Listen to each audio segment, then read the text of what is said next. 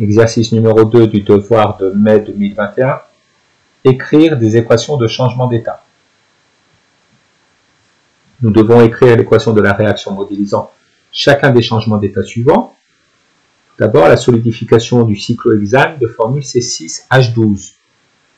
Alors, la solidification consiste à faire passer le cyclohexane de l'état liquide à l'état solide.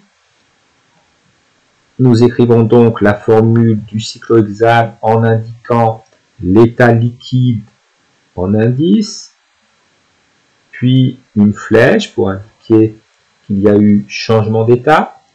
Le cyclohexane devient donc solide. De part et d'autre de la flèche, nous avons la même espèce chimique. Elle ne change que d'état. Sublimation de la glace de formule H2O. L'eau, lorsqu'elle se sublime, passe de l'état solide à l'état gazeux. On note donc la formule de l'eau avec petit s en indice pour indiquer qu'elle est sous forme de glace, une flèche pour indiquer qu'il y a eu changement d'état, et nous renotons la formule de l'eau avec en indice gazeux. Liquéfaction du diazote de formule N2. La liquéfaction du diazote consiste au passage du diazote de l'état gazeux à l'état liquide. Condensation du diode de formule I2.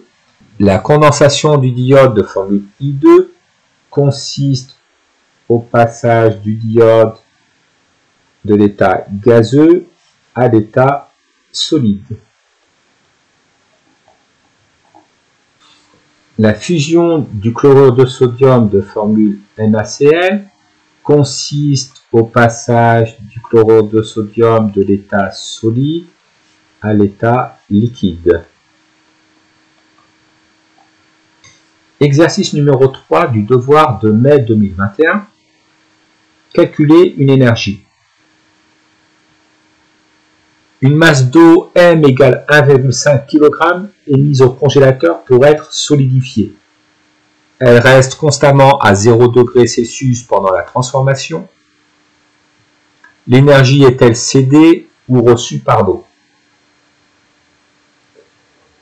L'eau, lorsqu'elle se solidifie, perd de l'énergie.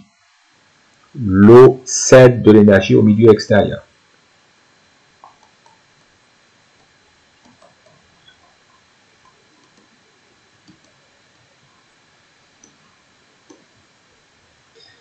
Calculer l'énergie thermique Q mise en jeu par l'eau, sachant que l'énergie massique de solidification de l'eau est de 330 joules par gramme. Cet exercice peut être résolu de deux manières. Nous allons utiliser notamment les unités. Nous cherchons l'énergie thermique Q mise en jeu par l'eau par une masse de 1,5 kg d'eau. Nous cherchons donc l'énergie thermique Q mise en jeu par la solidification de 1,5 kg d'eau. Or, l'énergie massique de solidification de l'eau, grand L, correspond à l'énergie mise en jeu par la solidification d'1 gramme d'eau. Alors, ce que nous pouvons faire, c'est indiquer dans un tableau la masse d'eau à solidifier.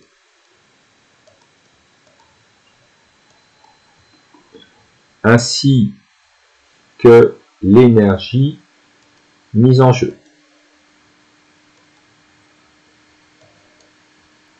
Pour solidifier 1 gramme d'eau, il faut une énergie grand L égale à 330 joules par gramme. 330 joules. Nous cherchons l'énergie Q pour solidifier 1,5 kg d'eau, c'est-à-dire 1,5 fois 10 puissance 3 grammes d'eau.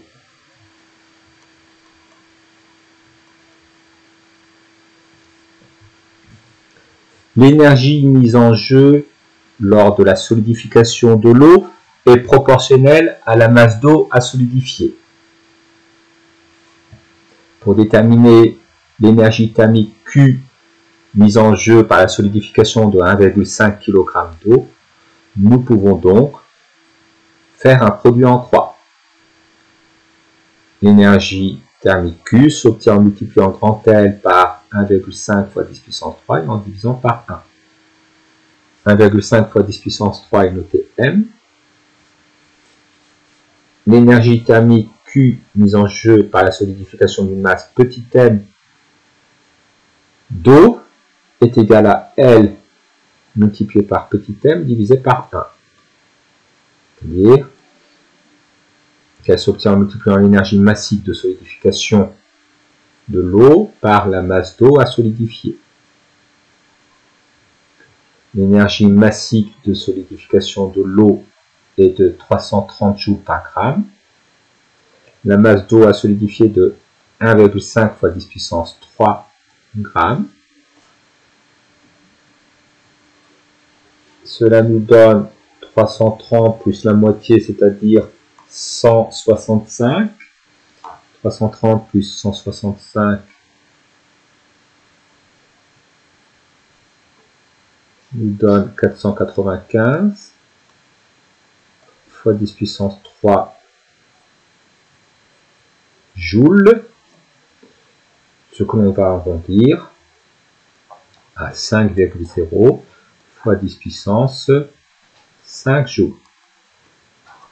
L'énergie thermique mise en jeu lors de la solidification de 1,5 kg d'eau est donc de 5 fois 10 puissance 5 joules.